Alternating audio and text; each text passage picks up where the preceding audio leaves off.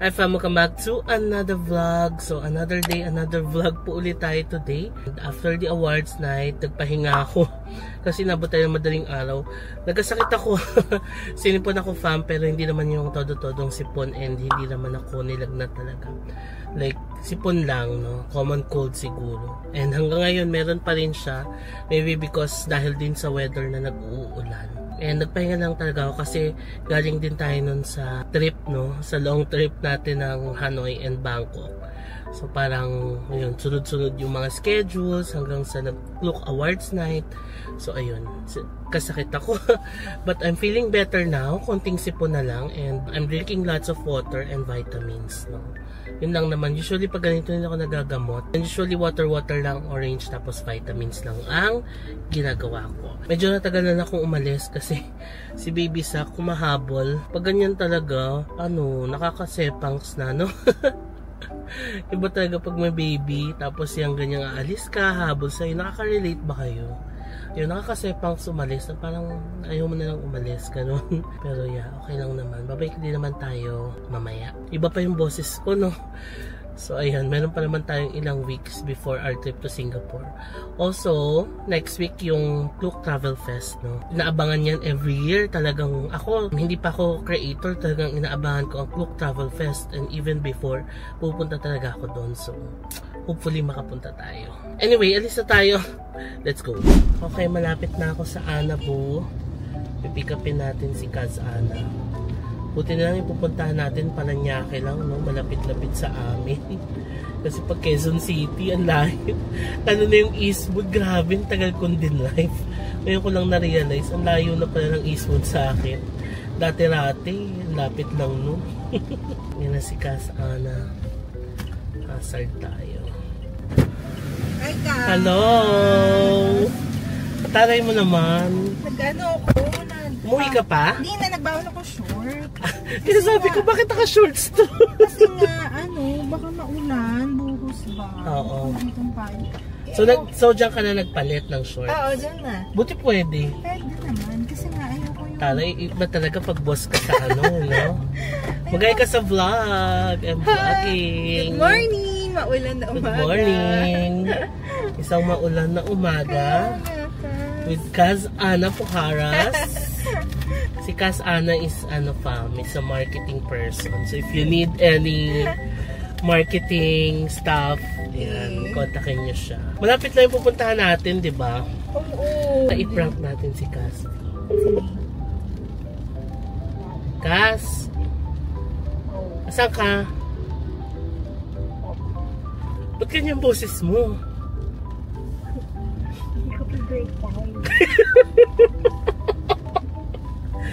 Kas, may 10,000 ka ba dyan sa GCash? May 10,000 ka?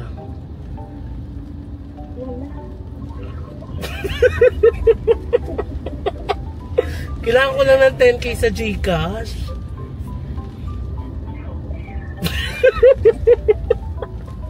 Bakit mo binubulong? Kasi mangungutang sana si Kaz Ana sa'yo.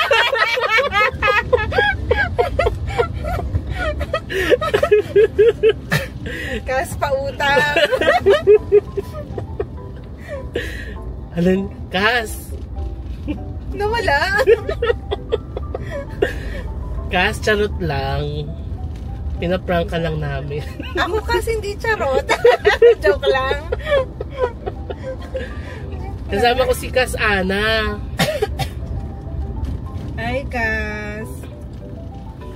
Ba't nawawala ka? Hindi siya makaano kasi hindi pa daw yung break time. Babalik na to ng Vietnam. May charot ka. Natatawa ako sa vlog ng call. Magpapaiwan na to call. Napanood ba niya ang call? Hindi. Nakapanood lang siya nung una, pero yung huli, yung ang call, hindi pa niya napapanood. Nakakatawa. Pero di ba babalik tayo? Kailan kayo babalik? Sama ka ba? Sama kayo. Ako gusto ko sa mama. Kailan ba? Paghahanda para mapaghanda. Sa December puhon. December dun na. Oo. Ang ganda dun no. Dito na kami ni Kaz. guys. Mag-hi tayo kay Ham and Mamu. Hi! Hello! Nice to meet you guys. I meet you. Okay, let's go. Start na tayo.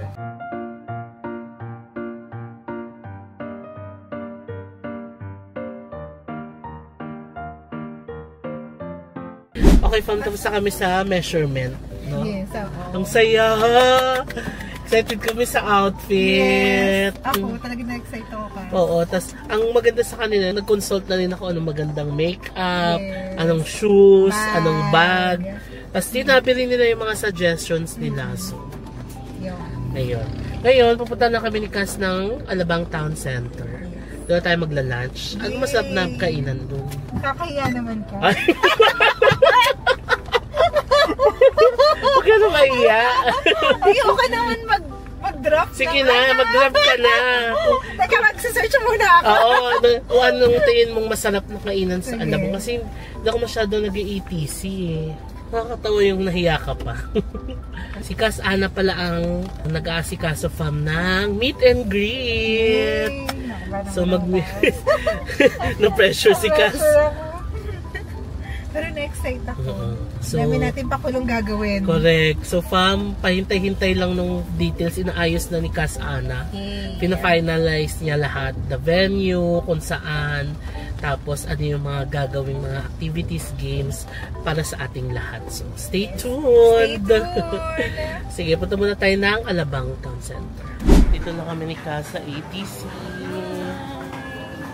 It's 2:45 na. Umuulan pa rin. Still raining. Kaya gutom na kami ni Cass. Nasa gitna na tayo. Where do we eat? Si Cass ang sanay dito. Batang ano to, ATC. Batang may laban. Batang may laban to. Oh, ay, cilantro. Oo. Sana, ay, na-try ko na yan, Cass. Pero yung kiwami, parang kiwami. Yun ba yung kiwami? Giyomi. Giyomi pala yun. Kamo yung bean fast. Yeah. Remember sa Hanoi vlog natin, inintroduce siya ni Alex. Hindi ko alam kung nasama yun sa edit. Pero sinabi ni Alex na sumisikat na nga raw yung bean fast doon sa Vietnam. And maraming bumibili kasi mura. Kaya ba V? Oo, kasi Logo? Vietnam. Oo. Akala ko joke lang. Ewan ko, parang inassume lang din.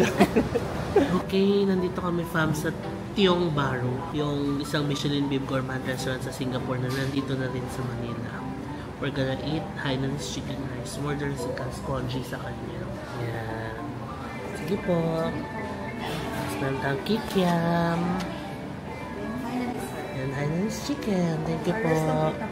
Okay, thank you. Let's eat.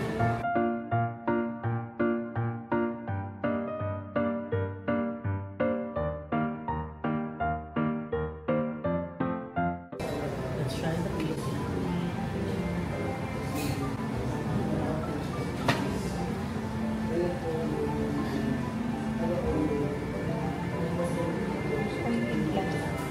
Alam mo yung panlasa ko pas medyo blank. Sabi ni Kate yan. Okay, done with our late lunch. 3:30. Nagrabe late na siya. 3 p.m. And late lunch Oo. / merienda. Yes. Now, may dadaan na kami dito, Designers. 168 Designers Boulevard. Ayan, Designers Boulevard. May Zara daw. Pero yung H&M pala, isa festival. Sa festival. Kaya nakababa na kami pa. Nakita pala natin si Miss Ave. Hindi ko siya napag-hi sa vlog. Kasama niya si Martin. Ayan, mag-hi tayo kay Miss Ave. Hello. Was nice seeing you here. Okay, biglang napunta na kami sa Festival Mall. And ngayon landmark. Duman mo na kami ng Kumi. Masarap daw itong Kumi, sabi ni Cass. Yes, ang sarap ang kumi. Next to Yaw Yaw. Wow! Yaw Yaw.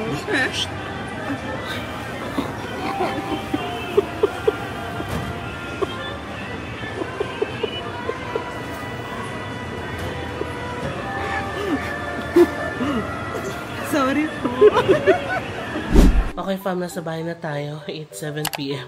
hindi ko na kayo nabalikan kanina. Ang last clip yata is yung nagkumi kami ni Cass, no? Hindi na ako nakapag-vlog kasi naglibot-libot lang naman kami. And dinrap ko lang si Cass sa kanila. Tapos umuwi na tayo. So yun lang, mission accomplished tayo for today. Nakuha yung sukat natin. Babalik tayo in 2 weeks doon para sa actual fitting. Syempre bago yung event natin, di ba? I-fit natin siya. So yun lang ang ating vlog for today. Maikli lang, no? Ito-continue ko na lang sa mga susunod pa na vlogs na gawin natin. Ayan, congested pa rin yung ilong ko. So, magpapagaling pa tayo, no? Feeling ko naman pawala na yung aking sipon. Anyway, that's it for this vlog. I-continue natin to sa susunod na vlog natin. Hi fam, welcome back to another vlog. So 11:30 na ng umaga ngayon and ang lakas ng ulan. Akala ko lumabas na yung bagyong Enteng. Ang sabi lumabas na sabi sa news. So habagat na lang ito. Lakas ng ulan, kaya ng umaga pagising namin medyo umaraw-araw na, kaya akala namin stop na yung pag-uulan. Pero ngayon, ayun na naman, pabugso-bugso na naman ang ulan. Anyway, for today, pupunta ulit tayo ng Attic Tours dahil mag-a-apply ulit tayo ng visa para kay Mamang. Yes, fam, na-convince na namin si Mamang na sumama sa Japan finally. Thank you, Lord. So, ang wish ko lang, sana makapasa si Mamang, no, sa Japan visa application. So, ang gagawin namin, si Papang ang magiging guarantor ni Mamang. Kasi, ganun kapag wala kang employment history, if you're a housewife. So, ito yung mga requirements na ipapasa natin for Mamang. Passport, application form, doon na natin fill outan. PSA issued birth certificate and marriage certificate kasi bago lang si Mamang, no, na mag-a-apply. First time niya. Since si Mamang ay may guarantor, kailangan namin ng guarantee letter. Katanong na lang natin dun sa Attic Tours mamaya kung paano tayo gagawa noon. Next is yung proof of relationship between applicant and guarantor. Sa case na yan, si Mamang ang applicant, si Papang ang guarantor. So, kailangan natin ng proof of relationship nila. Nagdala kami ng marriage certificate din nilang dalawa. Tapos yung photos. Kasi ang nakalagay, birth certificates or photos So, nagdala kami ng both. Yung kay Papang marriage certificate. Tapos yung photos, nagdala din kami. Parang proof of relationship din ang dalawa. Next is yung bank certificate ng guarantor ni Papang. So, dadaan ulit tayo ng bangko ngayon para kumuha ng bank certificate. Next is photocopy of tax payment certificate or form 2316 for employees. Pero since retiree na si Papang, hindi na kailangan ng 2316. Also, employment certificate ng guarantor. Pero again, since retiree si Papang, hindi na rin kailangan ng employment certificate. So, yun lang ang mga requirements na dala namin. Mamaya, i-share ko na lang sa inyo yung magiging final, no, na requirements na maipapasa based sa i-require sa atin ni Attic Tours. So tara, punta na muna tayo ng MOA. Okay, saglit lang ang biyahe. Dito kami sa MOA. Kukuha na si Papang ng kanyang bank certificate. Yung result ni Papang parang umabot ng 1 week, no? Pero naalala ko nun, ang sinabi sa amin, after 2 weeks daw yung result. Pero yun, 1 week lang. Tinawagan na si Papang ng Attic Tours na available na. And sakto naman, nasa Vietnam tayo nun. Kaya sinapapang nang pumunta dito. Pagkakuha, ayun, nakita nga ni Papang na multiple na yung nabigay sa kanya. Ito, as usual, pa-picture ulit. Kasi walang passport photo si Mamang. So, sa MOA na kami, nagpapapicture. Fam, ayun ang Attic Tours. Diyan na rin tayong papapicture sa Upville Graphics and Sign. Ayan, magkatabi lang naman sila. Dito na rin tayo mag-parking sa taas nito. Okay, here na kami. Ayan na yung Attic Tours. Pa-picture muna si Mamang. Dito na kami. So, pupicture ka na.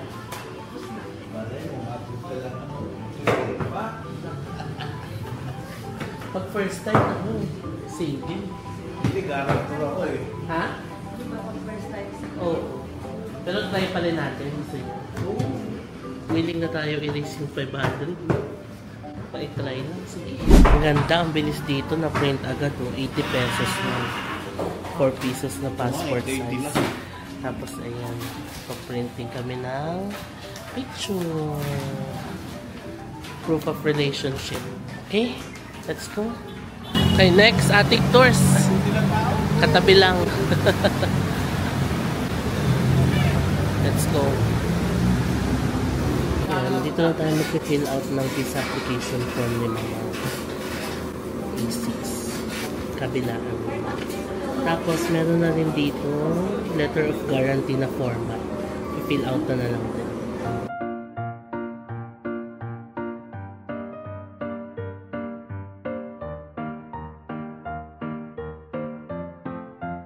Yan na si Madam.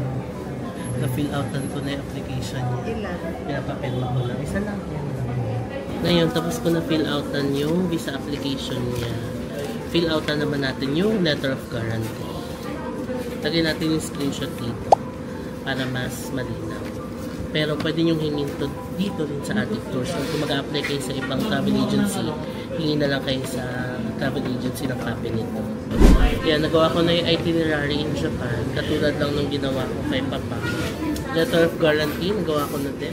Visa application form. Okay na. Okay. We're good. Pasa na natin doon. Okay, we're done. Naghihintay na akong tawagin para ipa-assess na natin yung mga documents natin doon. Nanghingi na rin ako ng form, yung request for a multiple visa. Tatry na rin natin si Mamang apply ng multiple visa. Although based on experience, puro single pinibigay, pero gusto ko ni Papang ipatry na rin ng multiple. Baka sakali lang na pa-approve. Plus 500 nga lang siya. So, willing naman daw i-raise si Papang yung 500.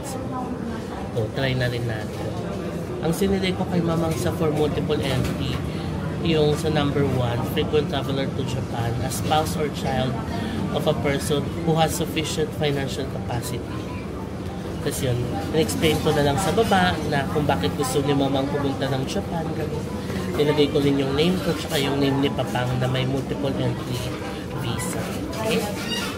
That's it. Yun ang mga requirements, Pam.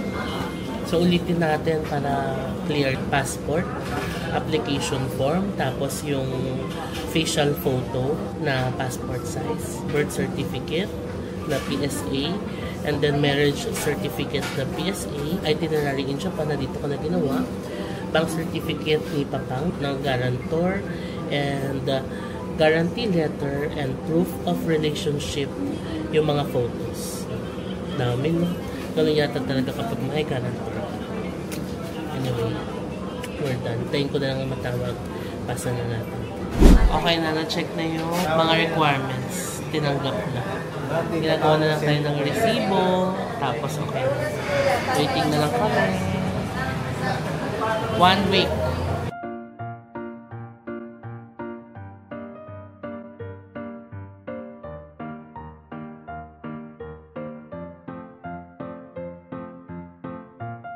Okay, we're done!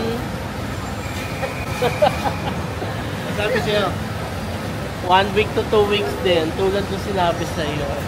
Tapos tomorrow morning nila i-forward sa embassy. Bukas pa? Bakit kasi Webek? Mga next week yan, may result na yan. Sana naman multiple, kung hindi, mas happy na tayo sa single. Huwag lang denied.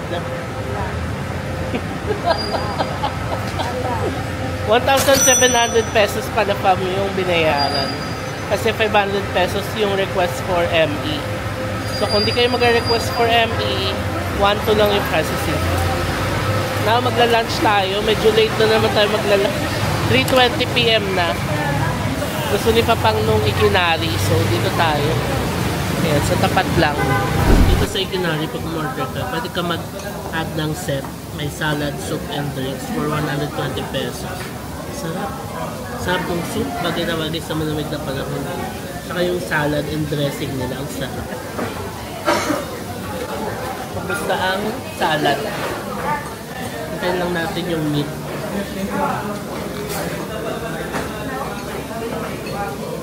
Here's our order pa. Tenderloin. Medium rare. Ayan.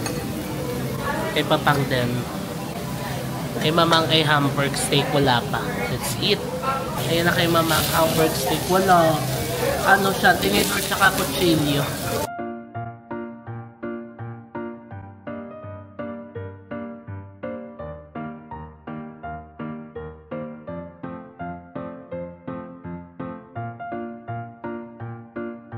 Tignan nyo yung tenderloin pa.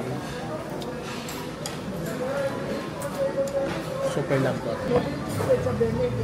Okay, hindi na ako nakapag-vlog kanina. After lunch, naglibot-libot lang kami dito sa MOA. Tingin-tingin si Papang ng shorts. Pero walang nabili. Sa dami ng pinuntahang store. Ayan, walang nabili. Bili na lang natin si Sis ng merienda para habang pauwi. Uwi na tayo. Let's go. Alright, pauwi na kami, fam. Ayun si Mamang. Lamig yarn. Si Sis ang ating driver for today. Driving. Alas 7 na ng gabi. Okay fam, commercial muna bago ko i-end yung vlog. So na-share ko sa inyo na pupunta tayo ng Singapore for a work and leisure trip. It's actually a trip sponsored by Klook as we will attend the Creatorverse Summit, a celebration of Klook's 10th birthday in Singapore. So 19 kaming Filipino creators ang sinelect ni Klook na ipadala sa Singapore and makakasama namin ng iba pang selected creators from all over the world. And I am so thrilled to share with you fam na na-nominate po ako for the Klook's Insightful Luminary Award. Ilalagay natin dito yung description ng Klook's Insightful Luminary Award. Also, may 5 other Filipino creators din ang na-nominate din sa ibang categories. Ilalagay din natin dito yung mga nominations nila. So fam, please do vote for us using the link below. Isang beses lang pwedeng mag-vote and voting ends on September 19, 12 midnight Singapore time. So yung ma-nominate lang ako dito out of 16,000 creators all over the world, and to represent the Philippines in the global stage, sobrang laking bagay na sa akin. So maraming salamat fam for your unwavering support. So please do vote for us using the link below. Go Team Philippines! 9:30 na ng gabi fam and nakauwi na tayo sa house. Nakapag-dinner na rin kami. Ang ulam namin ay sinigang. Sarap, grabe. Sarap ng sinigang sa maulan na panahon. May mga gagawin pa ako tonight, no? May pinadala si Klook na PR kit. Gagawa natin siya ng IG story. Tignan nyo na lang sa Instagram. Anyway, yan ko na yung vlog fam at marami pa tayong mga errands na gagawin. Maraming salamat sa panonood and hoping na sana positive yung maging result ng visa ni Mamang. And kung hindi man makakuha ng multiple, sana at least single entry man lang. Wag lang sana denied, no? So yun, the waiting game begins para kay Mamang. So yun lang fam, I'm going to end the vlog and I'll see you on the next vlog. Bye!